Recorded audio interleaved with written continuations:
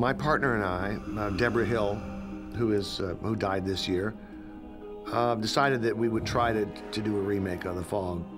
We tried to set it up, and we hooked up with David Foster, and we got a green light from Revolution, so here we are. One of my colleagues at my office, this is a young fella named Shane Riches, came into my office one day and said, "Why don't you talk to John Carpenter about remaking The Fog?" I called John and I said, "Let's have lunch and talk about it." So he said, I'll never forget his line. He said, "Yeah, go ahead, make me rich." In 48 hours, we had a deal. There is a history that I have with John. I produced The Thing for John. He's the most comfortable guy to work with. To me, he was the key.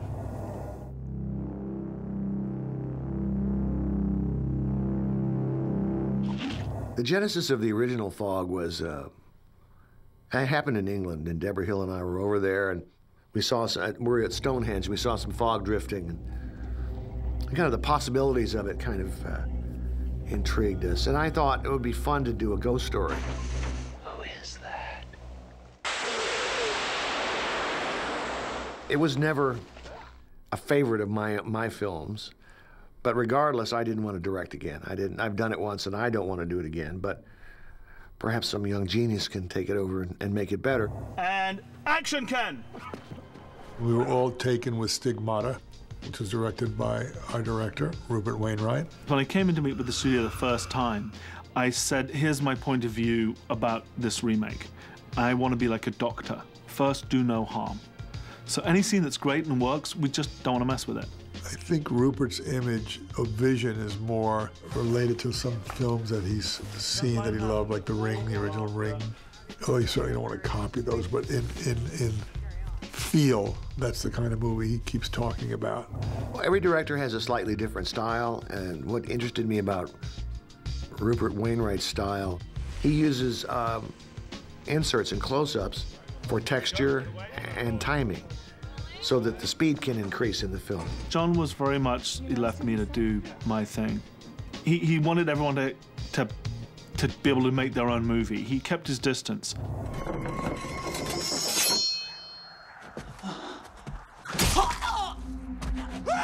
From a business point of view, horror films are young people's films.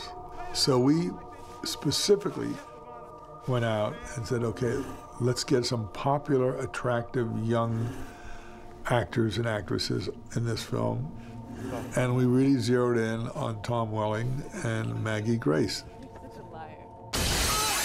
I played Nick Castle. My character exists in the first Fog as well, a bit younger in this version. And myself and my estranged girlfriend, who's now back in town, Elizabeth, we try to figure out what's going on in the Fog and why things are happening. Tom was great. I mean, I've never seen somebody turn up, you know, so prepared and yet working so hard. I mean, the first 3 or 4 weeks of shooting, he was still doing, first 5 weeks, I think, he was still doing Smallville. So it was very tough for him. I mean, he would shoot like an entire night with us on Sunday night, and then Monday morning, just drive straight to work. One day, he finished Sunday at about 7 o'clock in the morning. It was a night shoot. 7 in the morning, showered, got dressed, and went to work on Smallville.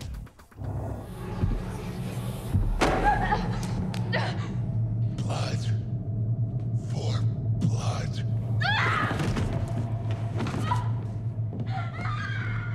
I play Elizabeth. She hitchhikes into town at the beginning as she did in the original, but it's a very different character than the one Jamie Lee Curtis played.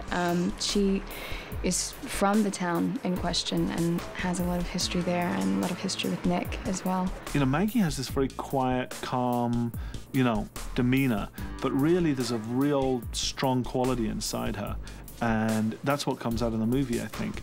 There's this real pent-up, tense, nervous energy, which I think is great for her character. It's nice to play a female character that is empowered and gets in on all the action and isn't being carried through the movie the whole time. She's definitely figuring things out the whole time and sometimes gets a little further ahead even. So that's been nice. Listen up. Got a low tide warning in the AM for you, and as I check my lighthouse gauges, looks like the old barometer is on the rise. Selma is great because you've got a character who's all on her own in one room, and she's got to really make that character come alive. So to me, having her play that role was a real blessing because she has so much character and so much, you know, so much fun in her. She's a fantastic actress, obviously, but you know, you could be a fantastic actress and still be, the scenes could get a little dull, but because she's so fun and crazy, you know, it adds a lot to the role. I play a woman who works in the lighthouse. I have a small radio station there. I do the weather reports, and I'm the one that can kind of tell everyone where to go. You know, I can kind of navigate, you know, people to safety.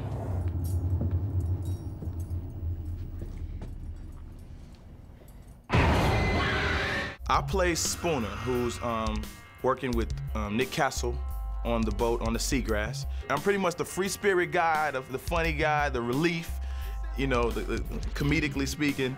And I wasn't even, there was no portrayal of this character in the original. Although the Seagrass was attacked, everyone died, everyone perished on the first one, and now I'm here, you know what I mean? So it's a good character, it's a good role. D-Ray adds levity to all situations. He's an all-around fun guy to have on the set, and I think he's bringing some great things to his role as well, but just to have him around is a good thing. D-Ray is a funny stand-up comic, and we just think he's terrific, and so that's, you know, but it was really a specific plan to go after fresh, young faces that are popular with the young people out there today. There it was, gone. Find Vancouver, a really beautiful city. It's doubling for Oregon coast. Pretty much looks the same. You can look out there, you see the snow in the mountains, and it's 70 degrees outside sometimes. What's tough about Vancouver is the changeability of the weather. I always said to people, you know, this movie, if we have to have a sunny day and it's all fogged in, it's a weather day for us. And I was like, yeah, whatever. And then, you know, one day we travel all this distance to go and find a great location, and we totally got fogged in. And it was literally just shooting like in front of a white card. We were out for 2 days on this schooner, and it's supposed to be, you know, normal night, you know. It started pouring rain. On a weekend, it poured all weekend long, and we were shooting in the rain, and people are running around, and it's not supposed to be raining in the scene. And all the wardrobe, it's period clothes, because it's 1860 something or other. Oh my God, the flames, and the water's hitting the flames, and it's like crazy.